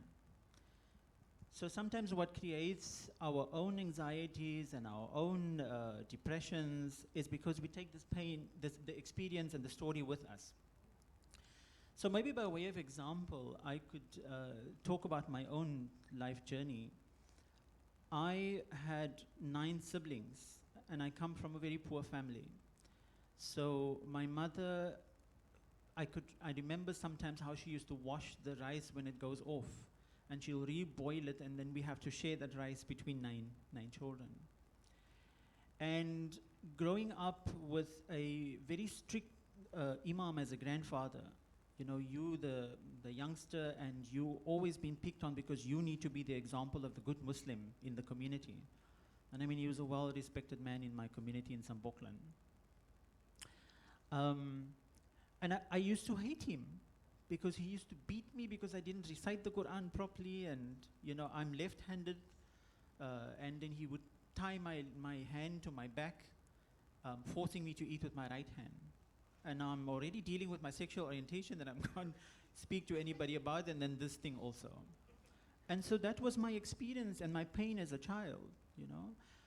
But today, I could freely speak about Islam. I could freely speak about the Quran. I could freely speak about the concept of sabr, because I had to sabr with 9 other siblings and eating rice that went off. And so that was the gift that Allah has given me through my pain. But the story of it, I need to leave behind. So do I forgive my grandfather? Yes, absolutely. He was a fantastic man in many other senses. And so was my parents. And so that's the example of what I'm talking about, leaving the story behind and taking the blessing out of it. There's a Sufi sort of mystical story and allusion to the same idea that, you know, occurs in more than one tradition. But it's about, you know, coming to the river, coming to the side of the water, and realizing that it's too deep and too far across for you to breach just in walking. So you build a boat, and you take yourself on that boat to get to the other side. And when you get to the other side, you pick the boat up over your head and you walk off. So that is the letting go, you know, that sometimes it is useful. It is important to be able to affirm, because the reality is denial is not a river. So if you deny it, it only becomes bigger, only becomes in hidden form, and it becomes the shadow self. Remember, our cards has also a shadow self, but the shadow self also has some good information and some useful inspiration. So you can't deny that you have it. This is not my strong point, by the way. I'm still working on this. You know, but the need to be able to acknowledge cannot get in the way for you to go forward. I used to say about driving a car, because as some of you may know, I do tend to like go off into some other little universe, that even while I'm in that other universe, if I'm driving my car, I must acknowledge the stop sign and I must put my foot down on the brake and actually stop the car. So that now I'm like really good at multitasking, and that's why maybe Allah gave me 5 children, because there was never time to simply participate in, you know, my own emotion about a thing. I had to participate in it, and I had to get breakfast, or I had to pick up someone who's fallen down on the floor and to make them feel better. So sometimes the luxury of just, you know, wallowing in your pain is in fact a form of ego. So you have to be able to use what is necessary from the lesson of the encounter that was painful, but you have to be able to let the boat go when you get to the other side.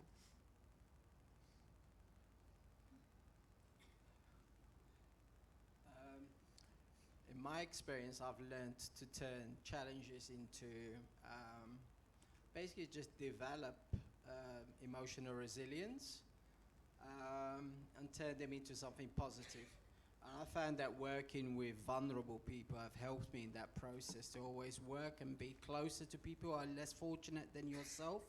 Really puts things into perspective. I worked a lot with asylum seekers and refugees in a clinical team, people who are victims or survivors of torture. And I've seen some horrendous things that happen to them. And it kind of put things into perspective for me about my challenges in life. And for me, a way of dealing with my pain and suffering is to contribute something positive to the world, hence why I've developed this model. Thank you, panelists. I think we do have a few minutes for 1 or 2 questions from the floor. If anyone has any questions they would like to ask or make any comments, or any other comments or contributions. Musab.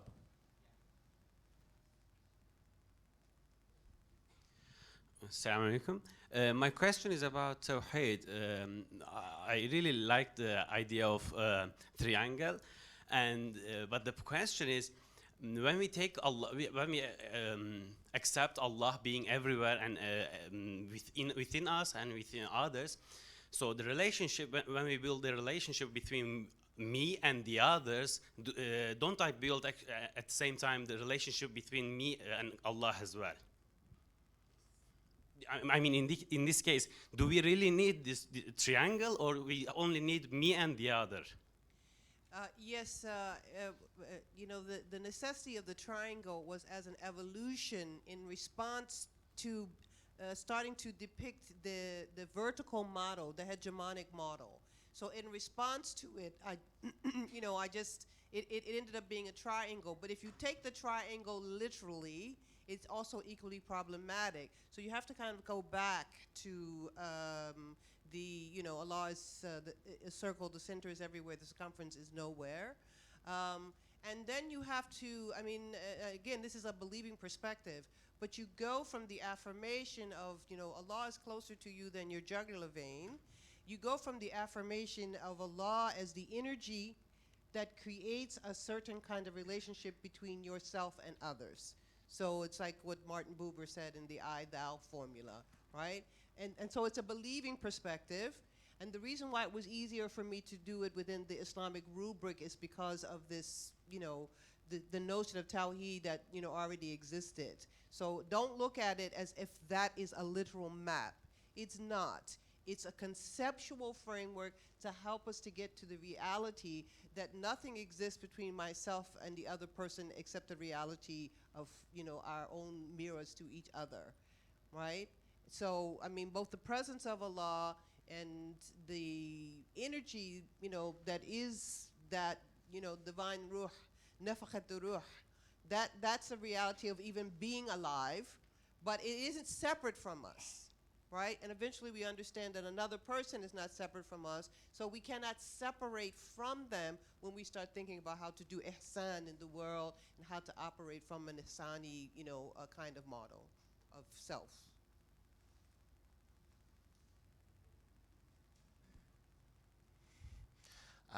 Thank you for that. This is also a question, a two-part question about the Tawhidic paradigm.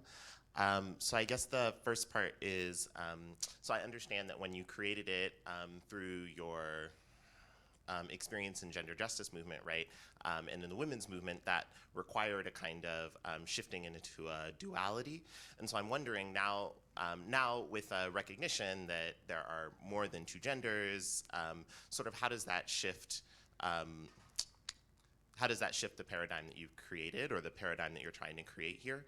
And then the second part is, I noticed when you were talking about the pen and that in order for the pen to write, the tablet needs to receive it, right? I was noticing that receive is actually an active verb, right? And so there's a way in which the act of receiving is not necessarily passive, but is a way of actually acting on that reciprocity. And so I'm wondering how that also factors into what you're talking about.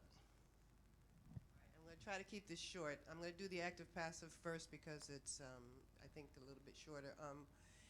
The thing is that I'm borrowing from Sufic tradition in terms of reconstructing the notion of masculine and feminine principles of Allah in the Jalal and Jamal and going instead with active and passive. So there's a lot more development that goes with it. But yes, passive reception, as you mentioned, is a verb.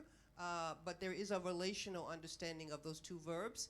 In order to deconstruct the relational component of it from the hegemony of it, is where it is that I'm still working, and what has been helpful is looking at the manifestation of gender identities in real human beings.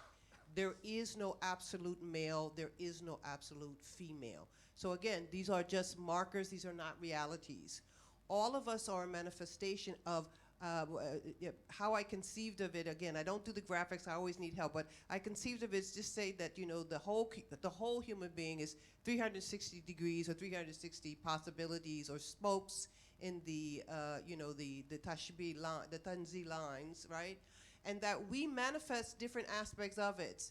When I gave the khutbah, I was saying that for me, for example, my voice and Muslim's voice is about the same caliber. Right? So if I get on the phone, people will say, yes, sir, right? I have no problem with it. I've had this voice my whole life. A little bit of smoking damage, but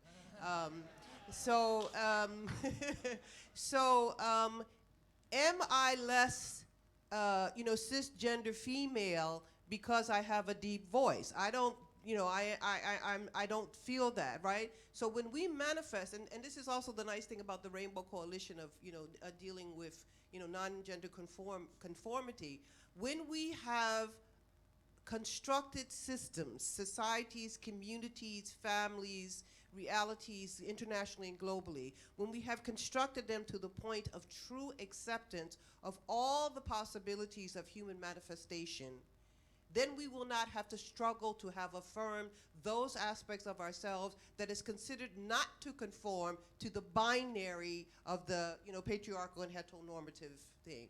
So for me, in terms of dealing with the sort of Tawhidic level of relationships, is re-examining the extent to which the notion of the human being has been built not only upon the binary, as I was starting with Audre Lorde, but behind a power relationship that goes with it.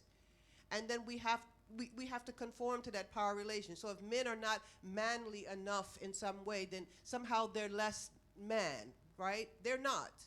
They are just they're just borrowing from this 360 degrees or 3,800. It's not, the numbers are not literal, but I mean, I think of 360 degrees in a circle. But what we don't have, I mean, I'm still looking for it, and obviously I'm looking in Islamic sources, but I haven't seen it in other work either.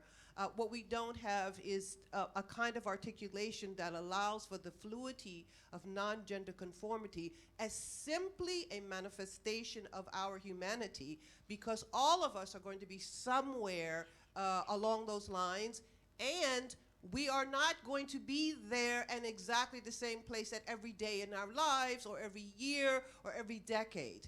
So the possibility of manifesting all of our orientations and all of our locations as a way to complete our humanity, I see that denied in our systems. And what I'm trying to say is that's why I was talking about the Tawhidi relationship to self. We have to have that relationship with ourselves. Despite the fact that we don't see a mirror out there, we still need to work on it. And as a consequence, then we present it to everyone else to the point where you don't have to have anybody put you into any kind of binary. There are no categories that go on that vertical line. Everyone is equal to everyone else, no matter what degrees of masculinity, femininity, active and passive you manifest. All of those are equally accepted. So that's the goal.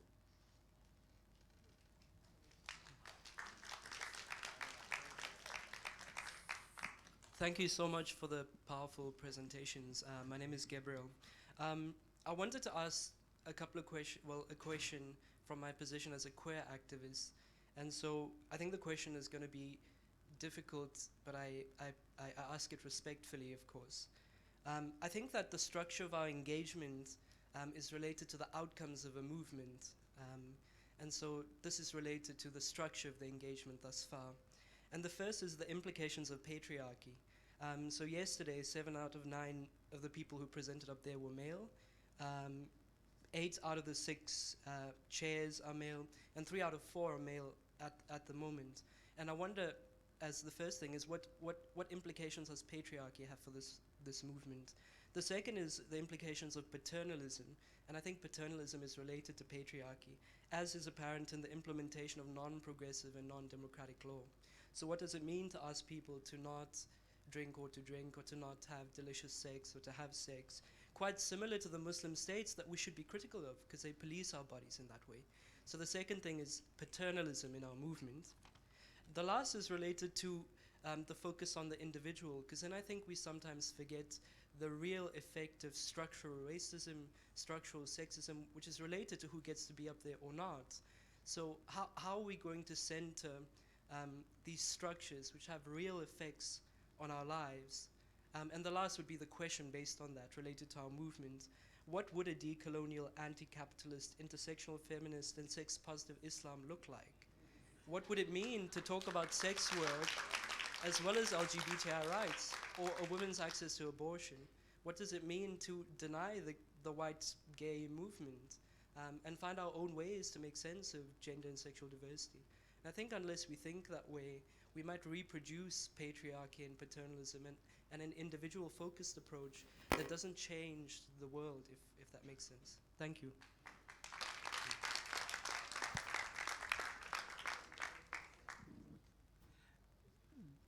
That was a mouthful, and so I don't have an answer for that. I think that the fact that we hear is because we want to address not just the patriarchy out there, but also the patriarchy within ourselves. We've had endless struggles in the inner circle to get women just to the point of leading a prayer, for example. We've set up, now it's called the IGF, but before it used to be called IQ, the Conference for the Empowerment of Women, to have it run by women and even get women to just take a safe space up for them was a difficult a journey. And I don't know if there's some patriarchy in me, but I certainly don't identify as a man according to, so maybe I'm one of the women that's sitting here on the stage. So I must be honest, your question is very loaded, and it leaves me to also think about some things, and perhaps that's why you're here to assist us with that. I don't have all the answers. I do want to say something about that last list with all those words that everybody was so happy to clap against. It's a ruse. We've put them all up there as a way to identify ourselves as better than something else, and we really need to examine whether or not it is truly something that is Western versus, i.e., Eastern, imperialist versus some other form of self-colonization.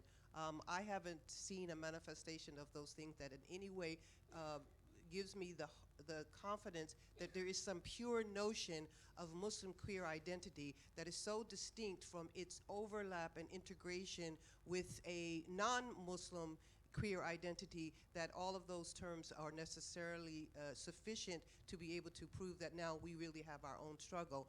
And I think that to the extent to which, you mentioned this thing about the individual, but groups are made up of individuals. The point is not that that is all that there is. It is simply that if we pretend that by aligning ourselves with any one of these systemically reaffirmed identities, that somehow we have achieved exceptionalism from other articulation of identities, is in fact to give in to the same thing that we said that we were critiquing. So, I mean, I like all these words. I'm a linguist, and I like all the nuances that go with it, but I have not yet found, and I'm still looking, and I'm happy for anyone to refer me to it, I have not yet found an articulation of those identities that has led me to believe that there is actually something that is only manifest by queer Muslims that never ever manifest in non-queer, in non-Muslim, and whatever the heck it is. So I'm a little bit leery when we think that we can put all of these are real. That's why I say that the systemic work still has to be done. I'm not trying to say simply go on the mountaintop and contemplate your navel, but I'm saying if you are not doing the deep contemplation, at some point, when you come forward to address the systems, you do what Audre Lorde says. You manifest a bit of the oppressor that's in all of us, and then we're so happy to be able to show how we're so different and so better than them. And my whole, gist of it with the Tawhidic paradigm is the ways in which we must continually confirm both ourself and other. And I find that it's never done, and I find that it's so easy for me to go in some trope at some point, and by hiding behind it, then I'm not facing the part of my own ego that is actually being manifest, and that mirror is showing it to me, but I don't want to be able to address it because it's in me. So I'm really both careful with and at the same time deeply involved with the use of certain types of terminology to create other boxes that we still need to work ourselves out of at some point. I think just a quick comment. I think for me, in terms of the Ihsani model, I think the purpose is it's a matter of choice. I think as a queer Muslim, I didn't have much choice but to follow what the mainstream, perhaps secular, the dominant movement, to be part of that agenda, which doesn't necessarily address my needs because of my heritage. So I think this is not to kind of replace or to say it's better than what's there. And you can see from the values, how I framed it, is taking on board all the different values that these movements have adopted as a framework of for social change. I think it's just a matter of choice, so that people have choices, that we have something that's more closer to us. Yeah, it's a choice, an alternative.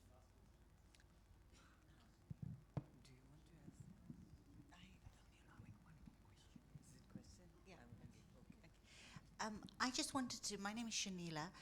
Thank you, those were amazing. I just wanted to ask a question about Islam came down in the 14th century.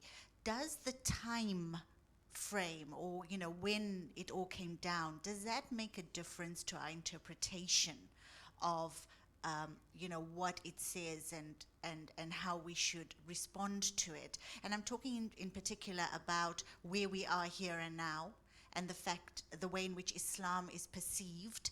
The minute there's a terrorist attack, the first thing that goes through my head is, I hope it's not a bloody Muslim, because of the way in which we are perceived.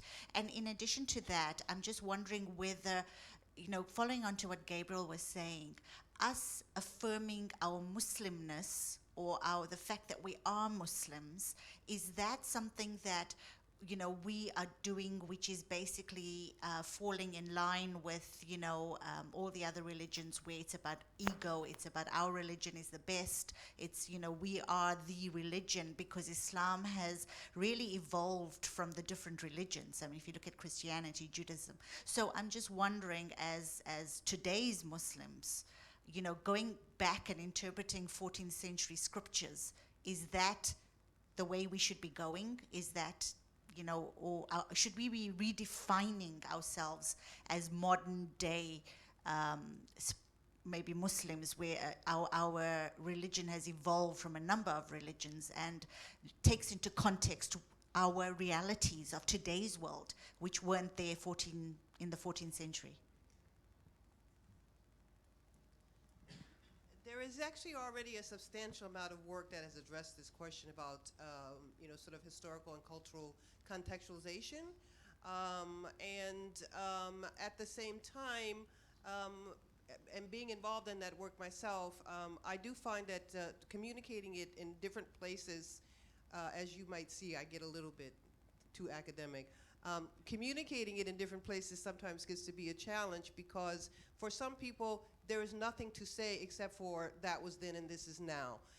And they don't think coherently about a methodology to do it. And that's what's interesting, because the methodologies have existed throughout those 14 centuries for the 7th century revelation and experience of that revelation. The methodologies have existed, but there's also, what's been called, there's been different names for it. Nasser Abu-Zain simply calls it ideology. Aisha Chowdhury in her work calls it idealized cosmologies. And I tried to hint at a little bit that the notion of justice that is all the way through that history has evolved.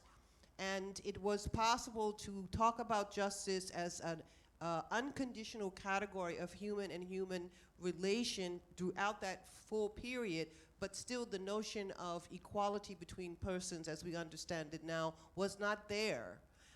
So how do we propose it as a way to show that, first of all, we are not separate from the trajectory of this tradition. We're simply an ongoing experience of that tradition, and inshallah there will be others that come after us, and they will challenge what we have done as a way to go forward from there. So we're just in that trajectory. But looking at the methodologies in which this kind of work has been done is it's not uniform. It's also based on many contextual realities. So we cannot operate in a relationship with Allah and with each other except from where we are. But as far as looking at the Islamic tradition, there is a wealth of information that has already been brought forward, and there's also a wealth of dialogue that's going on with it now. And we are a part of that dialogue. We become the sort of, the reality tafsir. We measure the text in accordance to our reality. But we need to be clear, first of all, what is our reality, and not just be reacting. And at the same time, we also need to be clear what is that trajectory, so we can be aware that we are just doing things that have already been done and we're doing them differently, or we're reconceptualizing or making new paradigms that still come right out of the same system. So it's a multi-directional dynamic process, and it's not finished with us. We're just a part of it. Thank you once again to our panelists. I know there are many others who want to ask questions, but there will be an opportunity during the track work to formulate some of those questions, and perhaps it can come through in the feedback in the afternoon plenary. Gabriel, for example, asked some really challenging and important questions, and I think we have a great opportunity during the track work to do that. So I have two more things to say. One is that it's just a coincidence that we are discussing issues of consciousness, and this week will be World Spirit Day. Last year, World Spirit Day was celebrated on the 15th of October, which is today, but this year it will be later this week. And this day commemorates the day the color purple was included in the rainbow flag. And the color purple on the rainbow flag symbolizes or represents spirit. So that will be commemorated. Just a coincidence that World Spirit Day is this week. And lastly, my last words, I'm going to share a little poem with you. We spoke a lot about shadows and contrasts and the blessing in pain, the blessing that can come from pain. So I hope I remember all the words, and these are my last words for today. The poem goes, I learn as the years roll onward, and I leave the past behind, that much I had counted sorrow, but proved that God is kind, that many a flower I'd longed for had hidden a thorn of pain, and many a rugged pathway leads to fields of ripened grain. The clouds that cover the sunshine, they cannot banish the sun. And the earth shines out brighter when the weary rains are done. We must stand in the deepest shadow to see the clearest light. We must stand in the deepest shadow to see the clearest light, and out of wrong's own darkness comes the welcome strength of right. Assalamu alaikum.